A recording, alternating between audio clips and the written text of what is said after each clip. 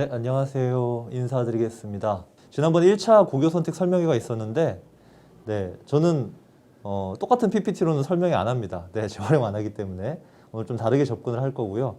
사실 지난주, 이번 주, 다음 주 이 3주가 고3 면접이라서 너무 바빠요. 그래서 좀 전에도 오늘도 면접 3개, 어제도 한 4개 면접 수업하고 이제 막 오고 다음 주도 계속 있는데, 참 느끼는 건 다양한 유형의 고등학생들을 만나게 되고 또 실제로 교육청이나 일선 고등학교 가서 진로 진학 강의를 하면서 일단 저거를 좀 말씀을 드리고 싶습니다. 뭐 순간의 선택이 평생을 좌우한다 그런 얘기 있는데, 사실 고등학교를 100% 내가 원하는 고등학교를 선택한다는 건 현실적으로 어렵습니다. 그렇기 때문에 지금 제대로 선택한다라는 표현은 일단 우리 아이의 상황하고 우리 아이가 원하는 어떤 진로라든지 역량 이런 것들을 종합적으로 고려해서 그래도 최소한 저 학교에 대해서 어느 정도 만족하면서 자신의 꿈을 향해서 자신의 잠재력을 향해서 조금씩 나아갈 가능성이 높은 학교를 찾자. 뭐 그게 집에서 가까운 학교가 될 수도 있고 아니면 뭐 기숙학교가 될 수도 있고 조금 경쟁이 치열하지만 그 가운데서 우리 아이가 성장할 수 있는 학교가 될 수도 있는 거죠. 네, 그래서 뭐 무조건 절대적으로 뭐 유리하다 그런 학교들은 존재하지 않기 때문에 오늘 이 시간을 통해서 좀 고입에 대한 정보를 얻으시고, 저는 고입 이후에 고등학교 입학한 후에가 사실은 훨씬 더 중요하다고 말씀을 드리고 싶어요. 어떻게 좀 지금부터 준비를 하면 좋을지 그런 점들을 좀 다뤄보도록 하겠습니다. 완벽하게 준비하라 이런 제목을 좀 달았고요. 네, 지금 거의 제가 일하는 거는 사교육과 공교육의 중간쯤에 서 있는 것 같습니다. 네, 요즘은 교육청과 관련돼서 좀 활동들을 많이 하고 있고, 그러다 보니까 지금 뭐 고교 학점제 얘기 나오고 지금 입시 정책들이 뭐 정시가 늘어나는데 또 2022 개정 교육과정은 논의되고 있고 되게 정신없는 상황이에요. 그렇지만 일단 지금 현재 중3으로서 고1을 준비하고 또 3년후를 준비하는 친구들은 일단 지금의 고등학생 선배들이 준비하고 있는 패턴들, 그리고 학교들이 준비하고 있는 어떤 수업이나 프로그램들 이런 것들을 잘 이해하고 어떻게 준비하고 참여할지, 그리고 그래서 나의 잠재력을 극대화할지 그런 것들을 좀 고민하시면 좋을 것 같습니다. 네, 오늘 뭐 이런 주제로요. 뭐 짧고 굵게, 그리고 뭐 필요하다면 이따가 질문들 있으시면 좀 받도록 하겠습니다. 뭐 여기 오늘 학생들도 참여를 하셨는지는 모르겠어요. 네, 어머님들, 부모님들 많이 계실 텐데 우리 아이 지금 어떤 상황인가, 컨디션인가 한번 일단은 좀 곰곰하게 냉정하게 생각을 하면서, 동시에 분명히 고등학교가 뭔가 달라지긴 달라지는데 구체적으로 어떤 점이 달라지는지 미리 알면 대비를 할 수가 있잖아요. 이거는 아이들도 마찬가지고요. 그래서 마음의 준비를 좀 하기 위해서 중학교, 고등학교 달라지는 점에 대해서 먼저 확실하게 오늘 좀 짚고 넘어갈 거고요.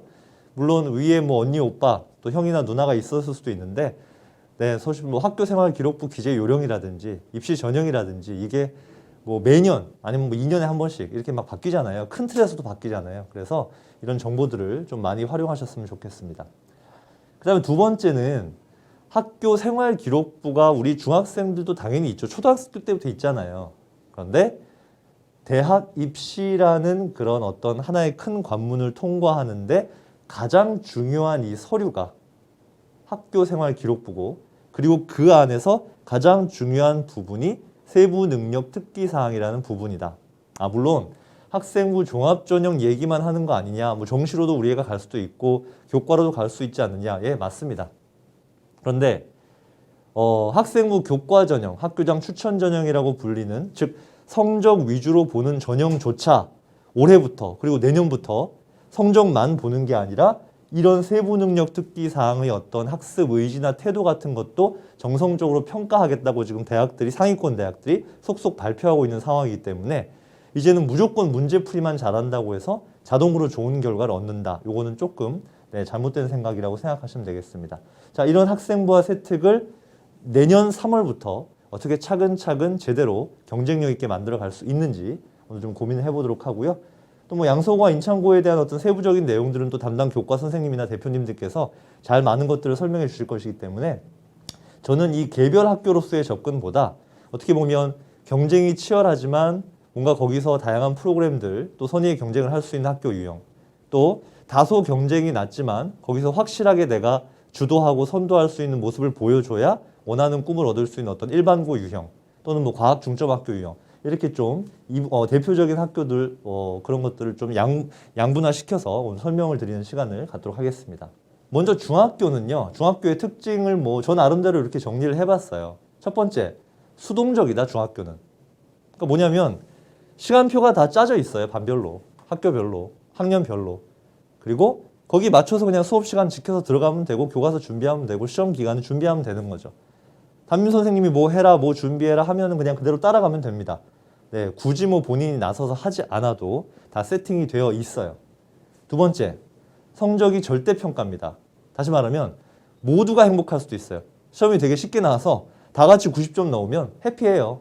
A 받자 성취도, 그렇죠? 그래서 시험의 난이도에 따라서 우리 아이가 생각보다 과대평가될 수 있고요. 또는 시험이 어려운 지역에서는 과소평가될 수도 있는 그런 특징이 있습니다. 세 번째는 배우는 교과들의 특징이요. 많지 않아요. 교과들의 종류가 정해져 있고요. 공통과목 위주로 정해져 있고 좁습니다. 그리고 그 깊이도 그렇게 깊지가 않아요. 최소한 학교 교과 과정에 충실히 따라가기만 하면 물론 좀 변별력 있는 문제가 나오는 경우도 있긴 있습니다만 대체적으로 중학교에서 지필고사를 준비하고 대비하는 것이 엄청난 스트레스거나 심화 탐구를 해야 되는 수준은 아닙니다. 그 다음에 네 번째, 진로. 별로 안 중요해요. 물론 1학년 때 자유학년제 이런 거 이제 경험하면서 진로 탐색 뭐 이런 것들 하긴 하는데 피상적이고요. 그 다음에 뭐 중학교 생활에서 내가 진로나 전공 같은 거에 대해서 곰곰이 고민 안 했다고 해서 특별히 뭐 학교 생활 기록부가 뭐 부정적으로 기록된다거나 내가 어떤 뭐 고입에 있어서 뭐 치명적인 그런 영향은 별로 없잖아요. 그렇죠? 물론 뭐 특수 목적고나 뭐 그런 쪽을 생각하는 학생들이라면 특성화고 이런 쪽을 생각하는 학생들이라면 진로에 대해서 미리 어느 정도는 생각을 해 두었겠지만 그래도 뭐 필수적인 건 아니다. 그런데 고등학교는 상대적으로 어떻냐?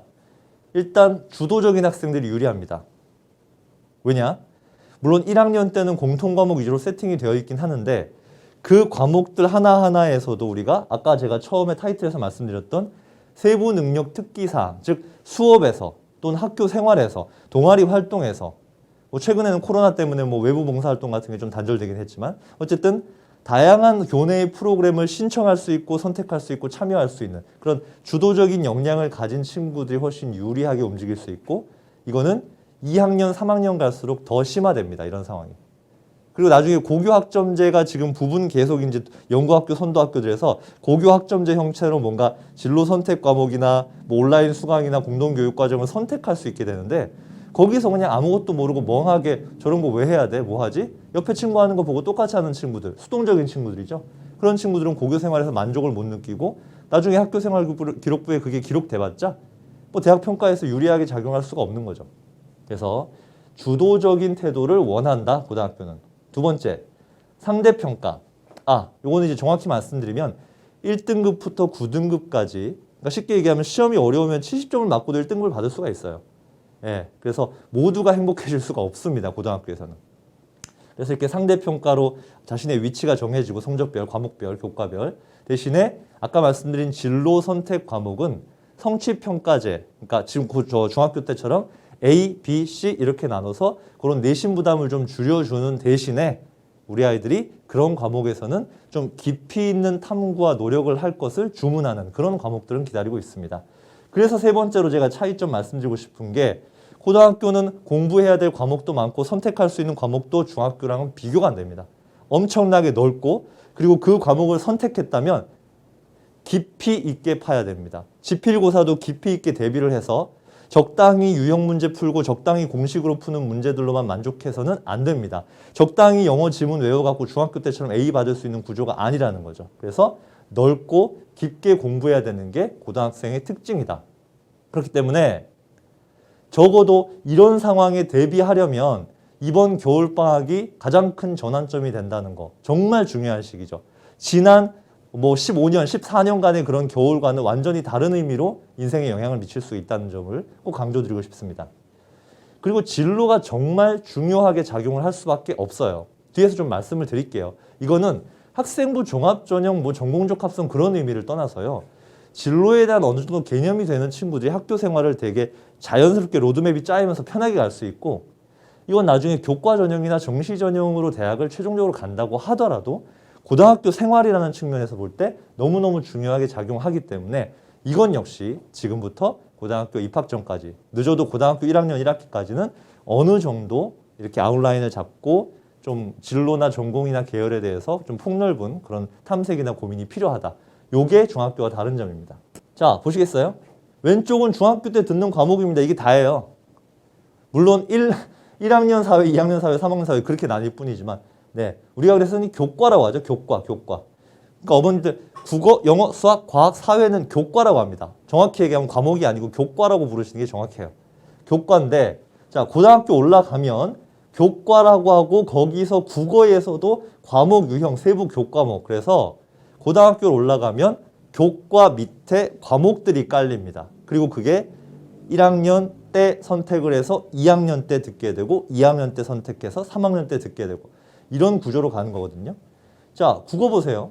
국어만 해도 국어만 있는 게 아니라 문학, 독서, 화법과 작문, 언어와 매체 이런 과목들을 듣고 내신 대비를 해야 됩니다. 그리고 이런 과목들의 수업 시간에 관련 활동들, 발표, 토론, 모둠 활동, 수행평가 이런 것들에 다 참여를 해야 된다는 얘기죠. 그리고 얘들은 심지어 어떤 과목이다? 수능에서 응시하는 과목이다. 요번에 이제 수능이 너무 재학생들은 더 어려워서 말들이 많은데요.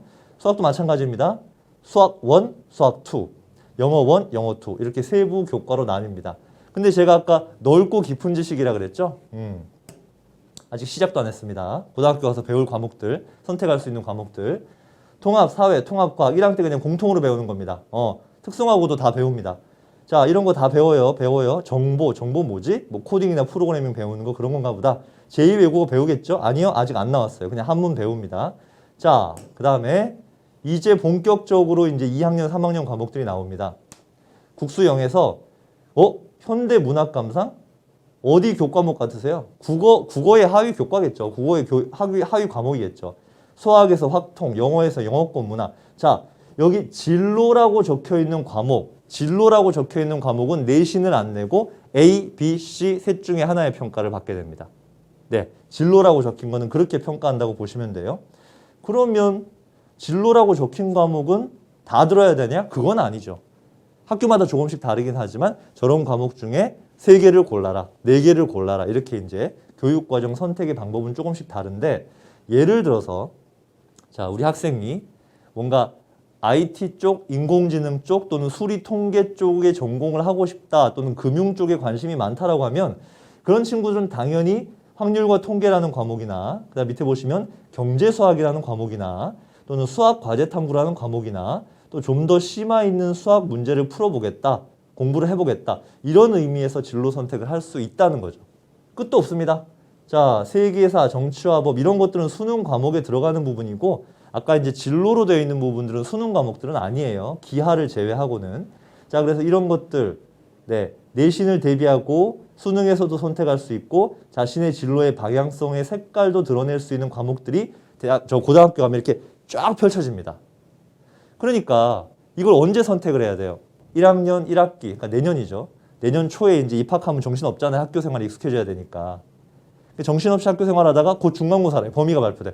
중간고사 첫 번째 중간고사가 진짜 중요하다는데 애들이 이제 막 목숨 걸고 공부하겠죠. 자, 중간고사 마칩니다. 예, 뭐 희비가 엇갈리겠죠. 그러다가 이제 기말고사에서 내가 역전해야지. 근데 5월 달에 막 행사들 많아요. 그거 따라다니다가 기말고사 딱 쳐요. 그리고 나서 정신없고 이제 1학기 막 세특이니 뭐니 하라는데 아직 모르겠어. 어리버리하게. 그 시점에 2학년 교과 수요 조사서라는 걸 나눠줍니다. 고르라는 거예요. 2학년 때 니네 들을 거. 근데 어떤 과목을 들을지가 만약에 진로라든지 관심사에 대한 탐색이 안 되어 있는 친구들한테는 이게 되게 어려운 문제거든요. 그러면 선택 기준이 뭐가 되냐면 야, 딴 애들은 뭐 들어? 이게 선택 기준이 되는 거예요. 그 애들은 그들만의 어떤 희망 진로나 그들만의 장점이 있는데 나랑 똑같을 수가 없잖아요. 그런데 제일 많이 들어서 내신 따기 쉬운 거 뭐야? 남들은 뭐 들어?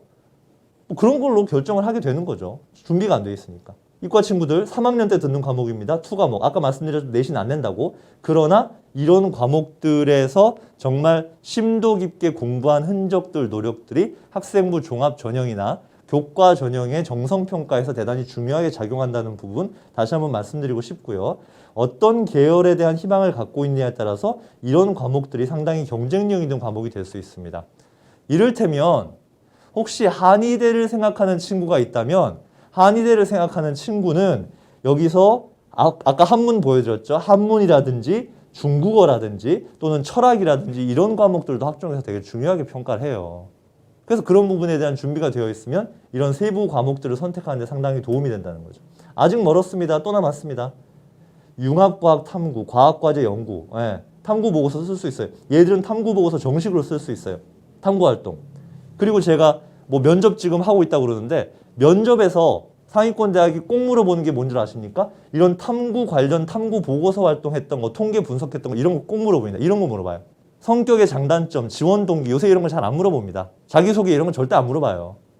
그러니까 그게 뭐를 의미하냐면 면접에 갔다는 건 1단계 서류평가를 통과했다는 얘기인데 1단계 서류평가를 통과하려면 이런 데서 탐구 활동을 보여줘야 된다는 얘기예요.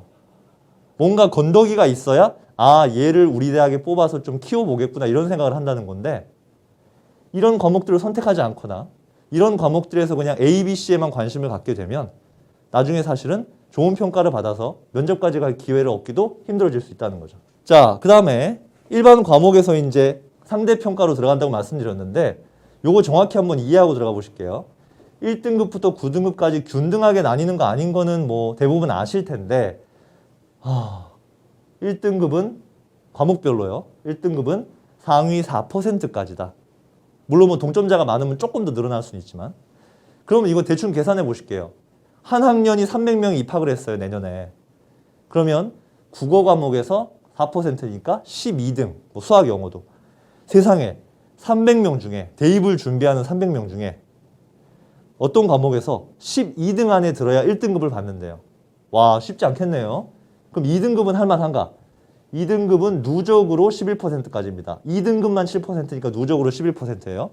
자, 그럼 11%는 300명에 33등. 요거는 할만하다라고 생각하실 수 있고 어디서 들으니까 최소한 2등급 정도는 돼야 인서울 갈 수 있다더라 내신에서 뭐 그런 얘기 들으셨을 수도 있어요. 그런데 이제 입학을 하면 중간고사를 치면 이 2등급도 상황에 따라서 학교에 따라서 우리 아이의 노력 여하에 따라서 결코 쉬운 목표가 아니라는 걸 알게 되실 겁니다. 왜? 자, 여기 한번 보시죠. 제가 고입 설명할 때마다 자주 쓰는 자료인데요. 경기 구리시와 남양주시 소재 중학교의 수학 과목에 전체적인 평균 점수가 수학은 구리시는 70점, 남양주시는 한 68점 정도 되고 A등급, 즉 90점을 넘은 친구들이 구리는 한 30% 가까이 되네요. 남양주는 요거보다 좀 적네요. 26%. 자, 그러면 전체의 30% 정도가 90점을 넘었다고요. 근데 아까 제가 2등급 받으려면 어떻게 보면 인서울의 심정 마지노선인 2등급 받으려면 상위 11% 안에 들어야 된다고 말씀드렸죠? 그러니까 중학교 때 나름 A 받아서 공부 좀 한다고 평가받았던 친구들이 고등학교 올라가면 이런 친구들이 3, 4등급 받게 되는 거예요. 엄마와 아이들은 충격의 도가니에 빠지게 되는 거지. 그러면 최소한 중학교 때 내가 주요 과목들에서 이렇게 만점 가까이 90점대 후반 정도 10.6% 97점 정도 또는 뭐 못 받아도 96점 정도 이렇게 안정적으로 유지해야 고등학교 올라갔을 때 2등급 정도 유지할 수 있다라는 계산이 나옵니다. 남양주도 비슷해요. 영어 어떨까요? 영어도 그렇습니다. 네, 전체 A 비율이 30% 비슷해요. 자, 보니까 여기도 딱 떨어지네. 97점 이상.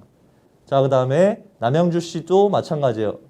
97점이나 96점 정도 돼야 고등학교 올라갔을 때 산술적으로 2등급 정도 비벼볼 수 있다. 그래서 지금 이 시점에서 이제 3학년 기말고사 거의 마치셨죠? 냉정하게 점검을 해야 됩니다. 왜 우리 아이는 A를 받긴 받았는데 왜 96점, 97점, 100점이 아닐까? 머리가 나빠서? 그건 아닐 거예요. 대부분 보면 중학생들의 학습 태도 중에 공통적으로 드러나는 것들이 적당히 이 정도면 되겠지. 또는 여태까지 학교 선생님이 이렇게 낸다고 했고 이 정도 난이도로 냈으니까 요 정도 선만 준비하면 될 거야 라는 약간 좀 안이하게 공부를 했던 태도들이 많고요.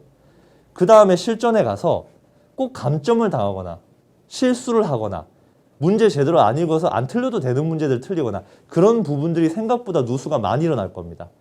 근데 그런 것들이 고등학교 가면은 석차를 가르고 등급을 가르고 대학을 가르게 될 겁니다. 이런 부분에 대해서 명확하게 인지하고 지금부터 학습하는 태도나 자세 자체를 뜯어 고치지 않으면 우리 아이의 잠재력이 10만큼 있는데 7, 8만 쓰다가 그것도 다행이지 6, 7만 쓰다가 고등학교를 졸업하게 될 수 있어요.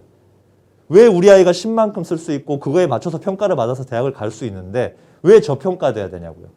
그거를 지금부터 고민을 하시고 준비를 하고 진지하게 대화 나누면서 우리 아이들이 스스로 바뀌도록 이렇게 격려를 해주셔야 되죠. 자, 그래서 이렇게 고등학교를 가면 내신을 열심히 따야겠구나. 그럼 내신 좋은 친구들은 이런 전형. 내신에다가 다양한 활동들 열심히 하고 세특 잘 받는 친구는 이런 전형. 그러면은 학생부만 잘 만들면 되고 내신만 잘 파면 되겠네? 아니죠. 고등학교 달라지는 점, 가장 큰 달라지는 점이 뭐예요? 이거잖아, 이거. 수능이나 정시까지 대비하기 위해서 모의고사를 보잖아요. 물론 매달 보는 건 아니고 경기도는 아쉽게도 1년에 6월하고 11월 2번 봅니다. 지난주 11월 24일 날 고1, 2, 3 모의고사 고1, 2 모의고사 봤어요. 저 되게 중요하다고 얘기하거든요. 유일하게 전국의 모든 재학생들이 치는 11월 모의고사. 서울은 6월에 안 치죠. 다른 지방은 4번 다 칩니다. 그래서 정기적으로 모의고사를 치는데 이것도 신경을 써야 됩니다. 그 이유 좀 이따 말씀드릴게요.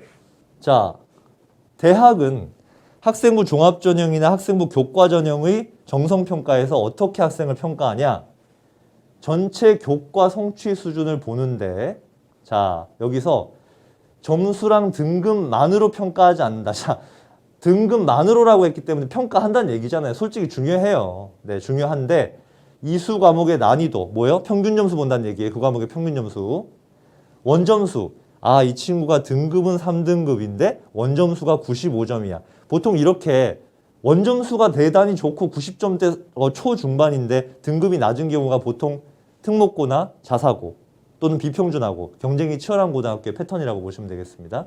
자, 표준 편차. 아이들이 경쟁이 치열해서 상향 평준화되어 있는 집단에서 우리 아이가 선전하고 있는 건가? 아니면 우리 아이 등급은 좋은데 그 학교 수준이 그렇게 난이도도 높지 않아서 비교적 수월하게 내신을 따고 있는가? 대학에서 다 판단하는 방식이 있습니다. 그리고 수강자 수가 적어서 내신이 좀 안 좋게 나오는 거는 어느 정도 핸디캡을 잡아줘요. 예를 들어서 물리 같은 경우에 보통 수강자 수가 적잖아요. 그러면 물리 같은 경우에 60명이 수강을 하고 지구과학 같은 경우에 120명을 수강하는데 물리에서 3등급 받은 친구랑 지구과학에서 2등급을 받은 친구랑 얘가 2등급이니까 무조건 우수하다 이렇게 평가하지 않는다는 거죠. 여기에는 전공에서 어떤 과목이 더 중요하게 평가되는가도 반드시 포함 요소에 들어갑니다. 이 부분이. 그래서 그런 것도 종합적으로 평가한다. 그리고 마지막 줄 보시죠. 교과 선생님이 기록한 세부 능력 및 특기 사항을 통해서 교과 시간 중에 활동 내용, 아까 제가 말씀드렸죠. 발표, 토론, 모둠 활동, 수행평가 이런 거. 수업 태도, 항상 경청하는 자세로 적극적으로 손을 들며 의문이 가는 부분은 쉬는 시간에 선생님께 질문하고 모둠 활동에서 다른 구성원들을 배려하는 모습을 통해 학급의 수업 분위기를 주도함. 이렇게 수업 태도가 적힌 친구들. 학업에 대한 열정, 항상 수행평가가 있으면 본인이 그 수행평가와 관련된 자료들을 탐색하고 친구들과 나누며 또 진로와 관련된 또 학교에서 배운 단원들에 대해서 또 호기심을 가지고 독서를 추가적으로 진행함. 이런 것들을 종합적으로 보고 점수를 따다닥 매긴다. 그래서요. 심지어 이런 것들이 균형 잡히게 잘 된 친구들은 내신이 3등급 되거나 심지어 4등급 대 초반인데 인서울권에 붙기도 해요. 일반고에서요. 제가 작년 올해 그런 케이스 많이 봅니다. 많진 않아요. 내신이 일단 조금 낮기 때문에. 근데 일반고에서도 이런 부분들로 어느 정도 반전을 보여주는 친구들이 있다. 그럼 그런 친구들이 내신까지 좋으면 학교 레벨이 계속 올라가는 거죠. 자, 그러면 이제 학생부를 어떻게 만들어야 되는가 알려면 학생부의 구조를 알아야 될 거 아니에요. 10개 항목으로 나눠져 있는데요. 크게 중요하지 않습니다. 네. 출결은 미인정, 결석 이런 게 쌓이지만 않으면 별 의미 없고 이제는. 수상 경력. 자, 이제 2024학년도 현재 고1부터 이제 많은 부분이 축소되거나 대입에 미반영되는데 당연히 지금 중3들한테도 영향을 미칠 거 아닙니까? 그 대표적인 게 요거. 이제 대회 출전해서 수상해야 된다는 부담 없어졌습니다. 대입에 미반영이에요. 그 다음에 쭉 보시면 독서활동 상황 9번에 저자랑 제목 적어서 권수 채우는 그런 거 이제 안 해도 됩니다. 대학이 이제 안 봅니다. 블라인드 쳐버려요. 그러면 남은 게 뭐지? 이거 블라인드, 이것도 반영 안 하고 여기서도 자율동아리 이제 반영 안 해요. 봉사 개인 세트가 안 써줘요. 뭐 코로나가 얼마나 더 갈지 모르겠지만 외부 봉사 안 돼요, 이제. 그럼 남은 게 뭐 진로 활동에서 그렇죠. 그리고 요 자동 봉진 중에 얘가 글자 수 제일 많아요. 700자 쓰라고 기회도 줬어요. 얘들 500자밖에 안 되는데. 이거 내신 내가 조금 아쉬워요. 근데 이 내신 밑에 뭐가 있다? 세부 능력 및 특기사항. 8-1번이 내신이고 8-2번이 세특. 그것만 기억하세요, 오늘은. 자, 그렇게 된 데다가 뭐가 또 없어져요? 자소서. 와, 자기소개서 잘 쓰면 뭔가 어필이 되지 않을까? 네, 자소서 없어집니다. 자소서 없어집니다. 그래서 이제 학생부를 갖고 학생부를 들고 대학에 어필을 해야 되고 그 중에서도 미반영되거나 축소되는 거 다 빼면 남는 거는 요 정도밖에 없다라고 보시면 돼요. 요거 두 개. 정규 동아리랑. 요 정도. 그 다음에 교사의 추천인 1년, 2년, 1학년, 2학년 때 써주는 행특. 요 정도. 그러니까 어디 집중하셔야 돼요. 여기 집중하셔야 되죠. 이거 남들과 다르게 가야 되죠. 오히려 이제 선택과 집중하기 좋아졌어요. 학생부 종합전형을 예전에 입학사정관 전형 때처럼 뭐 어디 소논문 쓰고 외부 어디 뭐 대회 가고 뭐 봉사 찾아야 되고 그런 거 안 해도 돼요, 이제. 독서 뭐 100권 해야 서울대 넣을 수 있다더라. 그런 거 안 해도 돼요.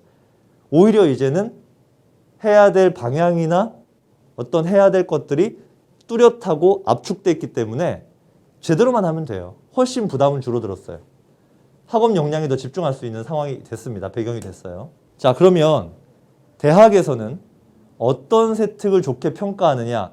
사실 오늘은 뭐 교육부 공식적인 예시를 제가 갖고 왔습니다. 뭐 개인정보 이런 것도 있는데 이런 것보다 훨씬 좋은 세특들도 있지만 일단 방향성만 말씀을 드릴게요. 세부 능력 특기 사항을 읽어보면 이 아이가 학교에서 어떻게 수업을 하고 있는지가 보입니다.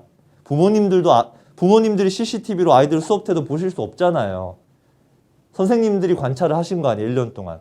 근데 그걸 보고 대학은 평가를 해요. 왜? 어떤 한두 세 명 선생님과 사이가 좋을 수도 있고 나쁠 수도 있지만 3년간 서로 다른 교과와 서로 다른 보는 눈을 가진 30-40명 이상의 선생님들이 일관되게 우리 아이에게 긍정적인 평가를 하고 우리 아이가 전공에 대해서 꾸준하게 일관되게 활동을 하고 수업 때 항상 발표에 적극적으로 참여한다. 이런 일관된 긍정적인 평가를 하면 대학은 그거를 무한 신뢰합니다. 제일 신뢰한다고 보시면 돼요. 내신 다음으로. 자, 거기에 보시면 우리 아이가 수행한 활동의 구체적인 단원명들이 나오고 거기서 어떻게 발전하고 성장했는지를 확인하실 수가 있는데 자, 보시면 합성함수라는 걸 배웠어요. 맵에 나타냈어요. 그런데 여기서 교환법칙이 성립하지 않는다. 그 부분을 강조했어요. 그리고 이제부터는 독서를 세턱에 집어넣을 수 있는데 집합을 배우잖아요. 2학기 때 배워요. 1학년 2학기 때 배웁니다. 집합과 관련된 걸 읽고 집합의 연산 중 뭐뭐뭐를 한다는 사실에 흥미를 보임. 이 집합이라는 부분이 수학에서 이산수학이라는 분야에 속하는데 집합이나 정수론 같은 부분들이 나중에 컴공이나 소프트웨어에서 대단히 중요하게 쓰이는 수학 분야입니다. 그런 거 진로랑 연결시킬 수 있어요. 네, 그래서 이런 식으로 폭넓은 관심을 보이며 독서에 열중함. 아, 이 친구는 뭔가 과목에 대한 관련된 독서를 즐기는 친구구나. 오케이. 수업에서 참여하면서 플러스 알파가 있는 친구다 보여주는 수학 세특이었습니다. 두 번째, 이번에는 이런 축제를 주제로 한 말하기 수업에서 스페인 토마토 축제를 안내책자로 본인이 만들어서 발표 나오죠. 안내책자로 만들었죠. 뭐가 나옵니까? 주도적인 산출물이 나와요. 이 친구는 뭔가 국제학부나 정치외교학과나 문화 컨텐츠학과 쪽에 관심이 있는 모양이네. 자, 근데 모둠 활동을 하는데 그 전에 뭔가를 시청하고 완전히 이해하고 그 다음에 모둠 내에서 영어로 작성한다. 아, 이 친구는 영어로 라이팅할 수 있는 능력을 갖춘 친구야. 국제학부에 손색이 없어. 경희대 글로벌 커뮤니케이션 학부 이런 인재 원해. 이런 식의 느낌을 줄 수 있는 영어 세특이겠죠, 이거. 그 다음에 세계의 문화에 관심이 많다. 이슬람 문화. 우리나라의 문화를 소개할 수 있는 전통문화 홍보원이 되고 싶다. 아, 진로가 나오네요. 그리고 유창한 영어를 사용하여 감동적으로 메시지를 전달함. 이 친구는 영어 라이팅과 스피킹에 능하다는 걸 세특에서 드러내는 거예요. 그러면 만약에 이 친구가 영어가 2등급이나 3등급을 받았다고 칠게요. 대학은 어떻게 평가를 할까요? 대학에서 학교 내신 영어가 어떤 식으로 출제되는지 모르겠습니까? 다 알죠. 이 친구는 의사소통 수단으로서 영어를 사용하는데 문제가 없는 친구예요. 우수한 학생이지만 학교 내신의 어떤 특성상 거기에서는 본인이 실제로 가진 실력보다 저평가되고 있는 친구라는 판단을 하게 해주는 그런 세특이란 말입니다. 이런 식으로 내신의 어느 정도 핸디캡을 극복할 수가 있다는 거죠. 세 번째, 과학. 생활 속의 과학 탐구라는 주제로 식품 첨가물의 어쩌고 저쩌고를 조사하고 발표함. 자, 아질산 나트륨이라는 첨가물이 있는데요. 이런 부분을 대해서 뭐 했어요? 설계. 자, 우리가 이과 친구들은 기억해야 될 게 가설 설정, 실험 설계, 실험 과정, 실험 결과, 중간에 시행착오 있으면 수정하고 마침내 결론과 느낀 점. 이렇게 한 세트의 실험과 탐구 활동을 여러 군데 박아줄 때 이공계 학종 진학이 제일 유리해집니다. 어디서 뜬구름없이 보고서 한 장 보고서를 발표합니까? 아빠가 써줬는지 동네 학원 원장님이 써줬는데 어떻게 알아요, 이거를? 대학에서 신뢰 안 해요. 근데 이런 과정들을 함께 제대로 수행했다는 결과물이 있고 이거를 면접에서 진짜 주도적으로 한 것처럼 딱 자연스럽게 얘기할 때 이 친구는 무조건 합격을 해요. 이 친구 진로, 화장품에 대한 높은 관심을 바탕으로 화학 반응과 관련해서 진로인 화장품 연구원과의 관련성을 탐색함.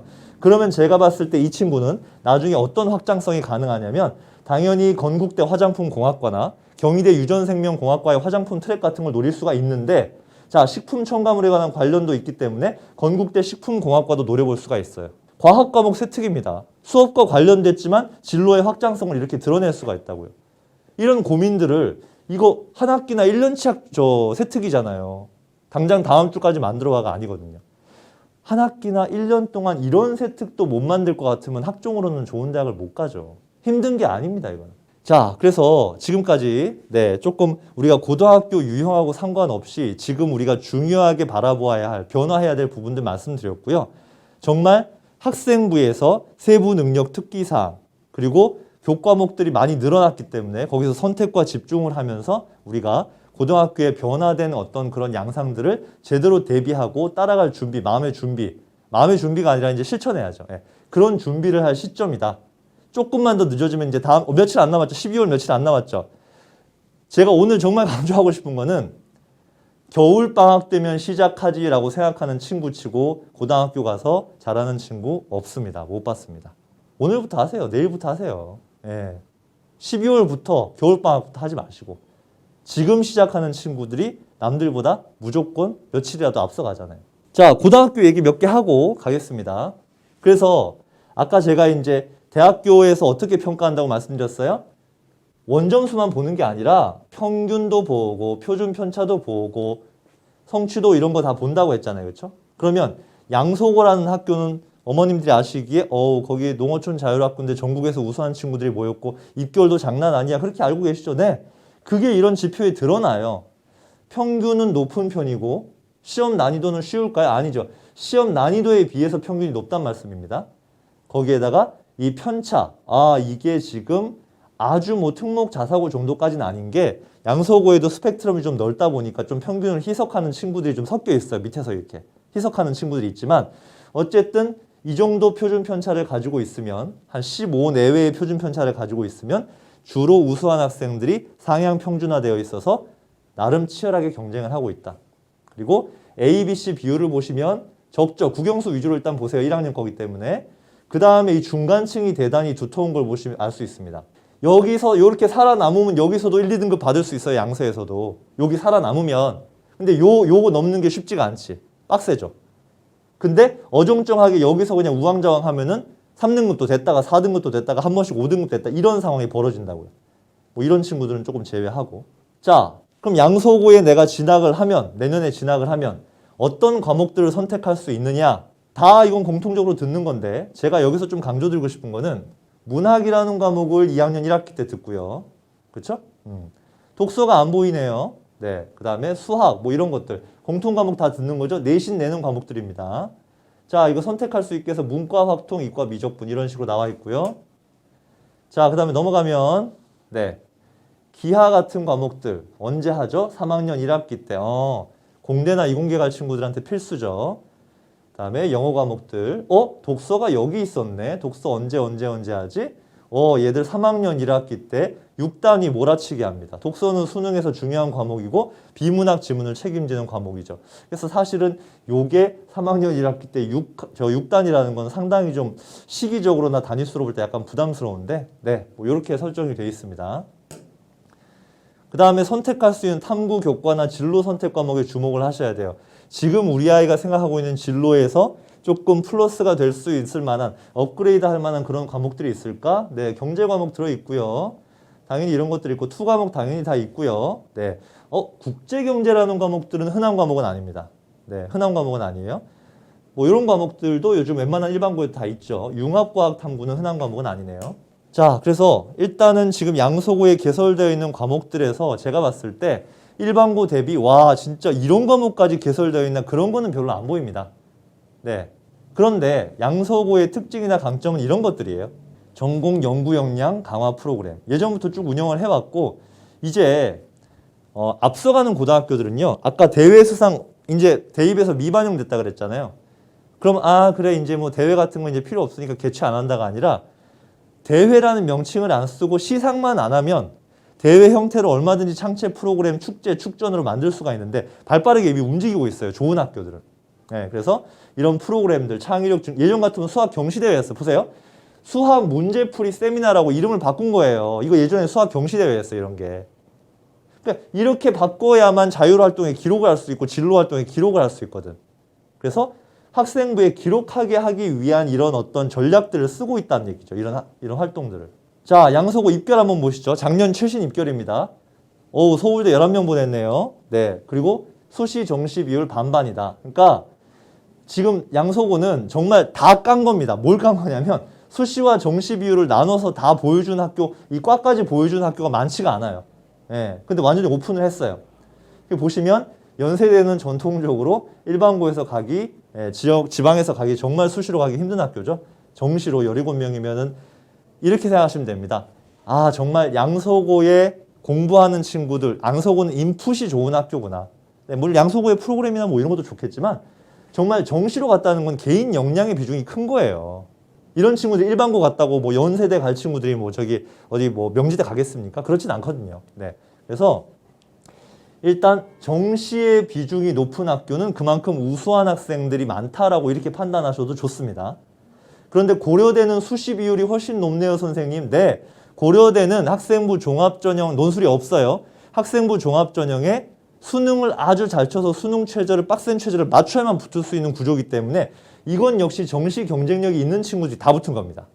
그래서 작년 기준으로 했을 때 양서고는 역시 내신 따기가 힘든 학교지만 정시 경쟁력이 뛰어난 학생들이 재수를 했든 고려대와 같이 수능 학종에 최저가 깔렸든 이렇게 정시 경쟁력, 수능 경쟁력을 바탕으로 좋은 대학에 진학했다 이렇게 결론 내릴 수 있습니다. 의대도 마찬가지죠. 의대 수능 최저 안 돼서 수시로 갈 수 있나요? 여기는 정시, 수시 비율 얘기 안 했네요. 논술, N수생들 많이 포함되어 있습니다. 중복 합격자 다 포함되어 있는 거 감안하시면 될 것 같습니다. 저는 긍정적으로 보는 포인트는 이겁니다. 과기원은 거의 대부분 학종으로만 뽑아요. 정시로 거의 안 뽑아요. 그렇기 때문에 이쪽에서 이렇게 물론 뭐 중복 합격자도 있겠지만 성과를 내고 있다는 게 여기 학생부가 이공계 친구들한테 경쟁력 있게 평가받고 있다는 하나의 지표가 되겠습니다. 서강대도 많이 갔고요. 서성한이라고 흔히 불리는 학교들. 네, 그 다음에 중앙대 상당히 많이 갔네요. 네, 중앙대. 근데 여기 보면 네, 저기 안성 캠퍼스도 좀 포함되어 있습니다. 몇 개는. 그 다음에 네, 뭐 교대도 좀 보내고. 근데 사실 저는요, 이 교육대학 예전에 그 양서고 학생인데 저랑 상담을 하면서 우리 아이가 교대를 갈 건데 양서고를 갔어요. 어떻게 하면 좋아요? 내신이 안 나와요. 그러는데 저는 거의 10중 8구 여기는 정시로 갔다고 봅니다. 예. 수시로 가려면 양서고에서 1점대를 받아야 되는데 양서고에서 1점대 받아놓고 공주교대, 춘천교대 밖에 못 갔을 리가 없어요. 네, 더 좋은 대학을 갈 수가 있는데. 그래서 거의 정시 베이스라고 보고요. 그 다음에 이화여대 역시 학종에서도 상당히 센 형태의 수능 체제를 보기 때문에 수능 경쟁력이 있는 여학생들이 2점대 내신을 유지해도 학종으로도 갈 수 있고 논술로도 갈 수 있는 학교, 정시로도 수월하게 갈 수 있는 학교. 역시 정시 경쟁력이 반영됐다. 보시면 정시 경쟁력이나 어떤 그 수능 체제가 센 학교들의 진학 비율이 높다는 걸 판단할 수가 있어요. 이거 보시면. 그래서 자, 뭐 이런 학교들도 쭉 있고요. 자, 입결은 제가 원래 참고만 하시라고 보통 말씀드리고요. 공개하는 학교들은 자신 있는 거예요. 지금 양서고는 실적이 좋잖아요. 지금 보시다시피. 자신 있는 학교는 공개를 하고요. 조금 그의 실적이 안 좋으면 숨깁니다. 입학 설명회 가서 막 옆구리 찔러야 진학생이 옆구리 찔러야 좀 설명하는 정도? 그런데 제가 말씀드리고 싶은 건 그거예요. 여기에는 중복 합격자들. 서울대 붙었으니까 연세대도 붙었겠죠. 서울대 붙었으니까 서성한도 붙었겠죠. 의대를 붙었으니까 한의대도 붙을 수 있죠. 뭐 이런 식의 중복 합격자들 및 N수생들, 그 다음에 최저를 맞춰서 간 애들, 논술로 간 애들, 이런 모든 합격자들이 포함되어 있기 때문에 이거를 좀 분별하실 때 절대적으로 그냥 저기 학교 가면 저 중에 어딘가는 가겠지 막연하게 가는 것보단 우리 아이가 양서고에 가서 이런 역량, 그러니까 정시로도 이 정도 학교를 갈 수 있는 친구들과 경쟁해서 어느 정도 포지션을 차지할 건가를 반드시 냉정하게 판단하셔야 된다는 거. 그렇게 보셔야 돼요, 입결은. 인창고 볼게요. 자, 인창고는 아까 영어 수학을 보면은 양서고보다는 조금 표준 편차가 높은 편인데 저는 개인적으로 일반고 치고 이 정도 표준 편차면 양호한 편이라고 봅니다. 다만 지금 수학 성취도가 상당히 기형적으로 되어 있어요. 무슨 얘기냐면 와, 인창고 애들은 어마어마하게 수학을 잘하는가 보다라고 생각을 할 수도 있지만 네, 제가 봤을 때는 수학 시험이 상당히 평이하게 나오는 학교라고 보여집니다. 그러면 우리 어머님들이나 아이들이 착각하는 게 있죠. 와, 수학 시험이 되게 쉽대, 나 수학 약한데. 네, 시험은요 쉬운 게 더 내신 따기 힘듭니다. 갈라지질 않아서요. 요번 수능 재학생들한테 어려웠다고 하는데요. 네, 재수생들은 실전 모의고사, 사설 모의고사 어려운 문제 계속 푸니까 걔들은 수능이 쉽게 나오면 재수생이 더 불리해져요. 즉 열심히 공부하고 공부한 친구들이 오히려 시험이 너무 쉬우면 자신의 실력을 드러낼 수가 없어요. 그래서 지금 뭐 매년 이렇다고 할 수는 없겠지만 수학 시험이 너무 쉽게 나왔다. 뭐 이런 것들 감안하실 수 있고, 일단 인창고는 과중 시스템이잖아요. 네. 여기도 이제 개설되어 있는 과목들 이제 올해 거 한번 쭉 보시고, 이런 것들 좀 특이한 거, 프로그래밍 과목 같은 거는 IT나 소프트웨어 계열들 진학하려는 친구들한테 좀 유리하고요. 네. 특이한 거, 여기 중에서 4개 고르래요. 그러면 과중갈 애들은 이거 4개 고르면 끝입니다. 근데 과중반을 선택하지 않을 친구들은 이 중에서 뭔가 더 듣겠다라고 생각할 수 있지만 딱히 이공계 친구들이면 이거 외에 들을 만한 건 없죠. 그래서 그냥 큰 의미 없이 그냥 형식적으로 갈라놨다. 오히려 여기서 골라야 되죠. 6개를 골라라, 이 중에서. 그래서 어떻게 보면 인창고는 문이과 어떤 공통 교육과정의 취지를 가장 잘 살린 교육과정 편제표를 갖고 있기는 하지만 실제적으로는 여기서 문과, 이과 섞어서 이렇게 수강하기가 현실적으로 쉽진 않을 겁니다. 이과 친구들은 이미 미적분 들어야 되고 확통은 들어야 되고 수학과제 탐구 들어야 되고, 네, 그 다음에 물투, 화투, 생투, 지투 중에 한 3개 정도 들어야 되기 때문에 실질적으로 융합적으로 과목을 선택하는 건 쉽지는 않지만, 네, 여기서 조금 관심 있는 뭐 정치 외교학과 생각하는 친구들은 이런 과목들 다른 학교에 잘 없죠. 국제정치 같은 과목도 생각할 수 있겠다.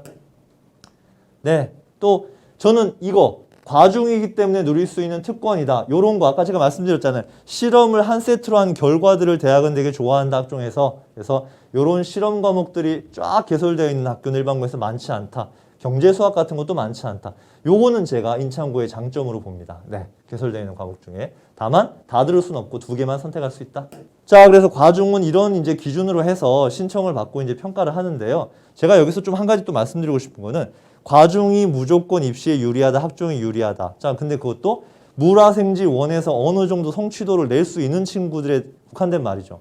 물화생지 4과목을 다 해야 되니까 수학이나 다른 국어, 영어까지 같이 영향을 받아요.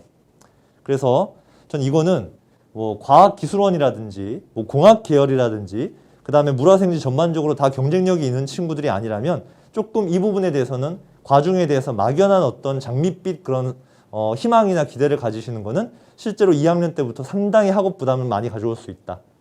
네. 그러니까 과학 중점 학교로서 이런 과목들 외에 다른 다양한 이공계 프로그램들이 있어요, 인창고가. 근데 이런 프로그램들은요, 과중반이 아니어도 누릴 수 있거든요. 아두이노 같은 거 프로그램, 이런 것들. 요즘 환경이나 에너지학과 뜨잖아요. 이런 것들. 친환경 에너지 도시 설계, 도시 계획학과 같은 거 뜨잖아요. 기후 위기 같은 거, 이런 거 관련된 최근 이슈되는 거. 그러니까 이런 활동들은 과중 학교로서 프로그램이기 때문에 내가 물화생지를 다 들어야만 같이 누릴 수 있는 건 아니란 얘기죠. 그래서 이런 프로그램들에 대한 이점들을 인창고에서 살려볼 수 있겠다. 네, 결론 드리겠습니다. 마무리하겠습니다. 첫 번째, 쉽게 내신 등급을 받을 수 있는 학교는 없다. 인창고 가면, 구리고 가면, 일반고 가면 쉽게 딸 수 있겠지. 물론 3, 4등급 정도가 목표면은 쉽게 딸 수 있다고 말하는 게 맞겠죠. 그러나 정말 아, 1, 2등급 정도는 뭐 일반고 가면 우리 애가 중학교 때 열심히 잘했으니까. 제가 아까 퍼센티지 보여드렸죠? 네, 그렇게 만만한 게 아닙니다. 쉽게 내신 등급을 받을 수 있는 학교는 없고요. 대신에 일반고를 가게 되면 우리 아이가 노력하고 공들인 만큼의 어떤 결과가 조금 눈에 띄게 보인다. 경쟁이 치열한 학교보다는. 그래서 조금 멘탈 관리 약간 어려움을 겪거나 이런 친구들은 일반고를 선택하는 게 맞는데, 만약에 내가 양소고라든지 경쟁이 치열하다든지 자사고라든지 이런 곳을 생각하실 때는 그 학교의 입결이 아니라 우리 아이가 그 학교 들어갔을 때 그 입결 안에 포함될 수 있는 역량과 멘탈과 승부욕을 가지고 있느냐를 먼저 보시라는 얘기예요. 우리 아이한테 맞는 옷을 입혀야 되지, 그냥 브랜드 옷 갖다가 사이즈도 안 되시고 디자인도 안 되고 우리 아이한테 브랜드 옷이니까 입어 이렇게 입히시지 않잖아요. 고등학교도 똑같다는 얘기죠. 학교 실적이 우리 아이의 합격을 보장하지 않는다. 휘문고등학교가요, 8학군에 있는 휘문고등학교가요, 1년에 자기들 실적으로는 의대만 100명 이상을 보냅니다. 의대만. 의학 계열만요. 말이 됩니까 이게? 서울대보다 더 어려운? 자, 근데 실질적으로는 아까 말씀드린 중복 합격자, 논술 합격자, N수생 합격자 싹 다 포함해서요, 다 그렇게 들어가 있는 거고 실질적으로는 한 30명 선 정도 될 거고 재수생 비율이 상당히 높습니다. 거기서 내신 3등급 대 초반 유지하는 것도 정말 힘들어요.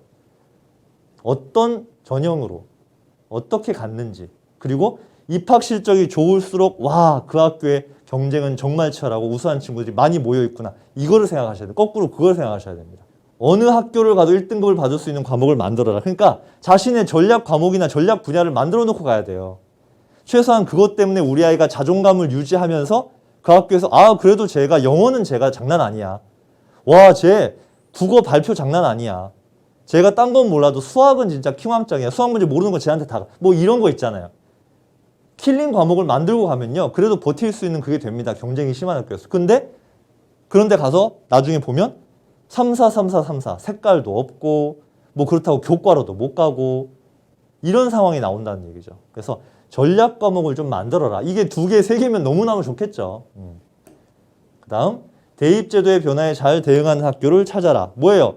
학교 생활 기록부 축소됐다. 대회 미반영된다. 그러면 대회에 준하는 프로그램 만들어서 기록하게 만들어주고, 정시 비중이 늘어난다. 그럼 정시의 공통 과목들 2학년 때 좀 끝낼 수 있게 이렇게 문학 독서 배치해주고 이런 학교들을 찾으시라고요.